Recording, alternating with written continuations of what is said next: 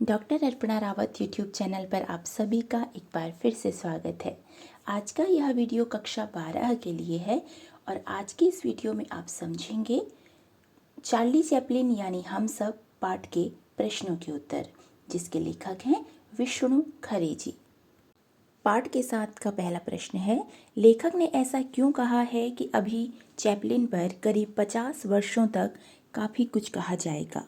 इसका उत्तर है, चैपलिन पर करीब 50 वर्षों तक निम्न कारणों के कारण काफ़ी कुछ कहा जाएगा। विकासशील दुनिया में जैसे जैसे टेलीविज़न और वीडियो का प्रसार हो रहा है, एक नया दर्शक वर्ग चार्ली की फिल्मों को देखने के लिए तैयार हो रहा है। दूसरा, चार्ली की कला के सार्वभौमिक होने के सही कारणों की तलाश अभी शेष है। हर बार मुसीबतों से घिरा इसका चरित्र आत्मीय सा प्रतीत होता है।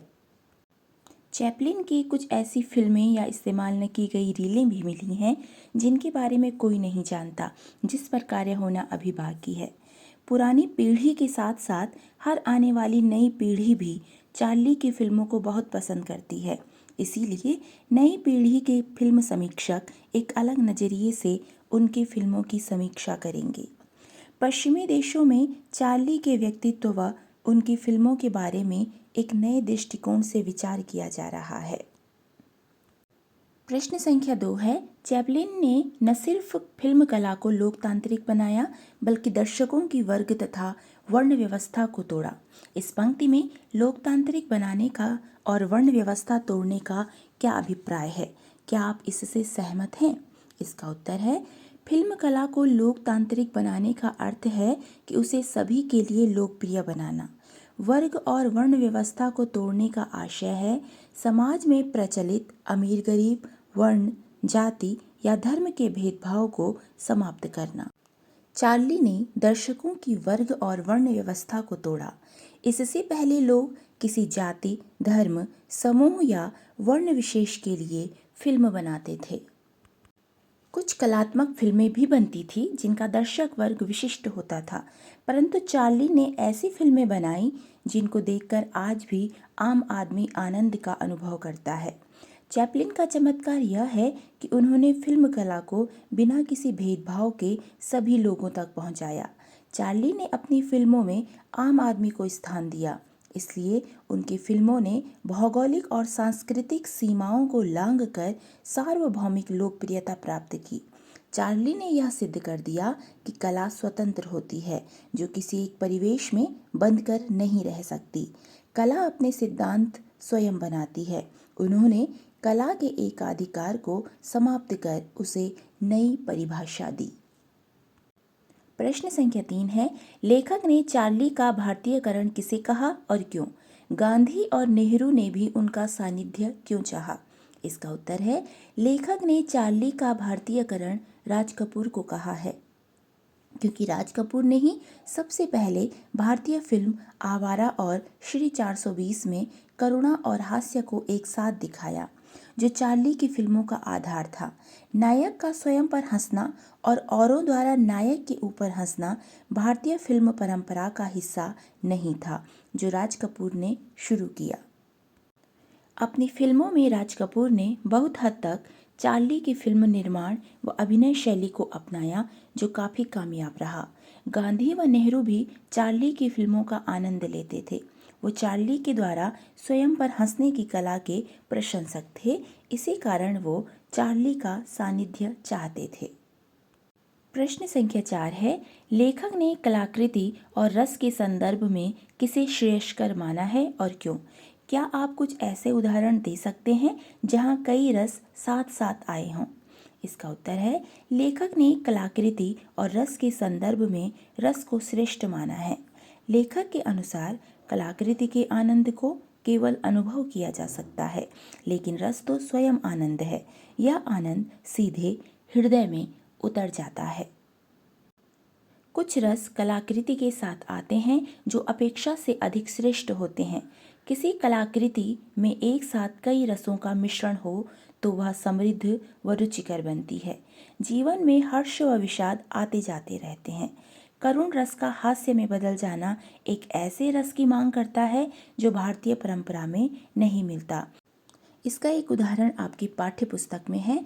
लक्ष्मण मूर्छा और राम का विलाप में एक उदाहरण है जहाँ शोकग्रस्त माहौल में हनुमान के अवतरण को करुण रस के बीच वीर रस की उत्पत्ति कहा गया है।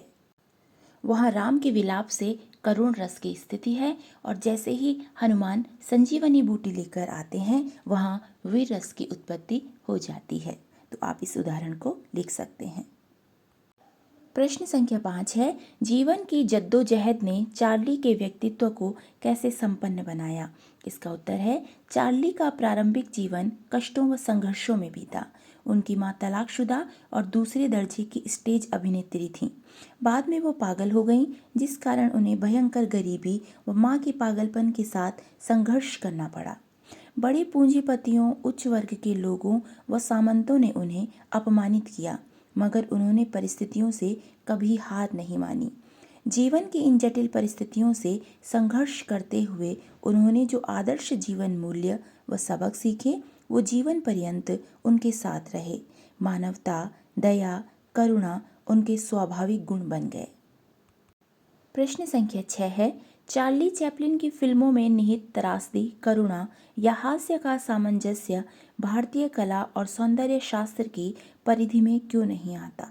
इसका उत्तर है, चार्ली चैपलिन की फिल्मों में करुणा और हास्य को एक साथ बहुत सुंदर तरीके से प्रस्तुत किया गया है, जो लोगों को बहुत पसंद आता है।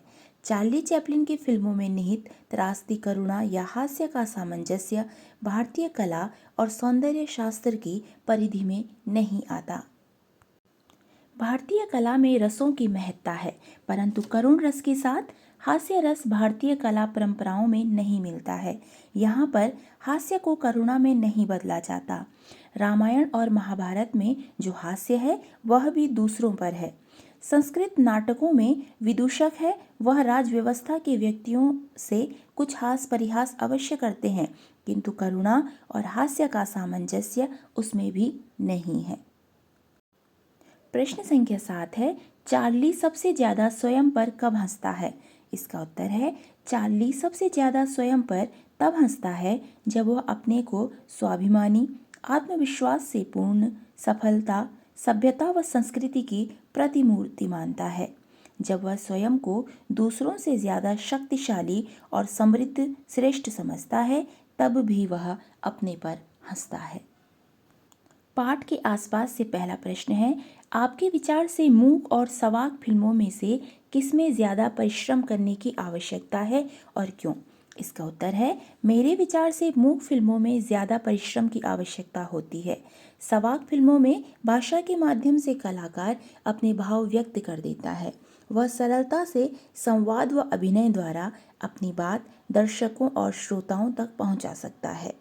मूक फिल्मों में कलाकार को केवल अपने शारीरिक हाव भावों से अपनी भावनाएं व्यक्त करनी होती हैं।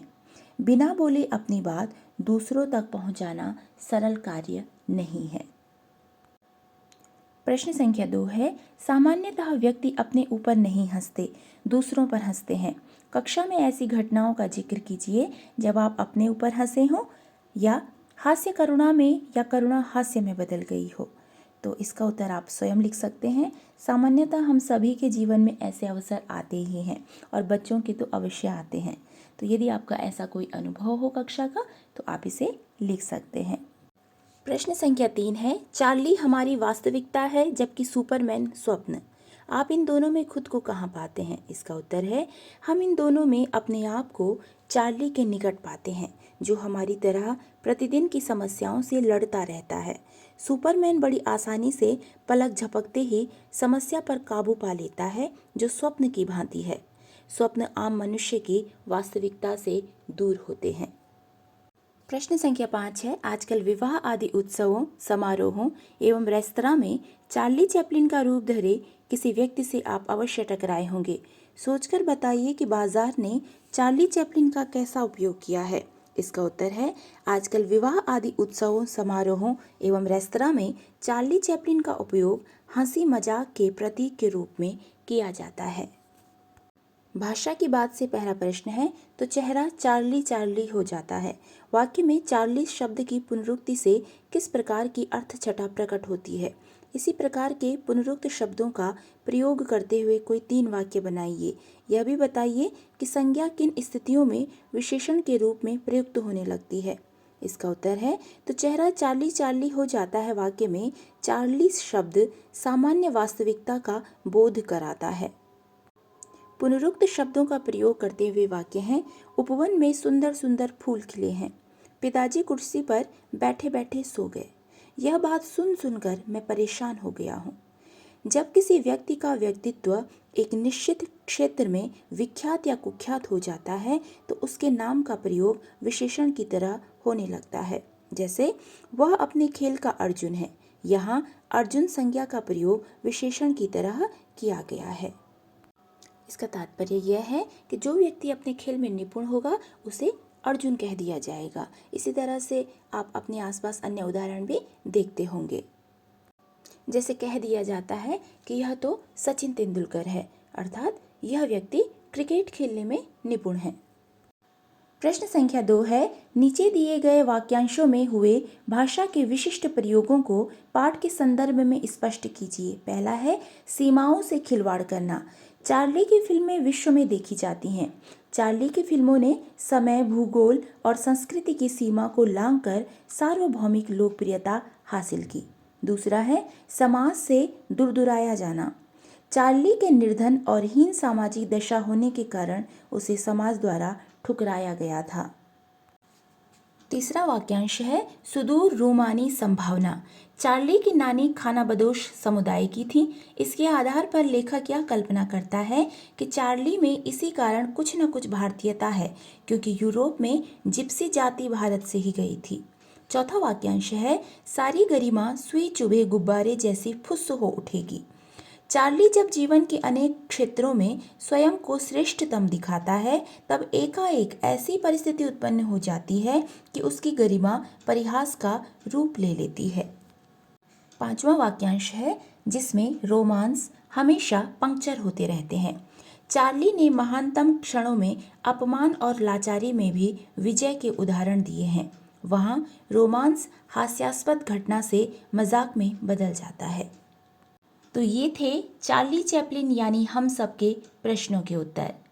यदि पाठ से संबंधित आपका कोई प्रश्न हो तो आप मुझे कमेंट बॉक्स में लिख सकते हैं, और यदि आप कोई वीडियो बनवाना चाहें तो भी आप कमेंट बॉक्स में लिख सकते हैं।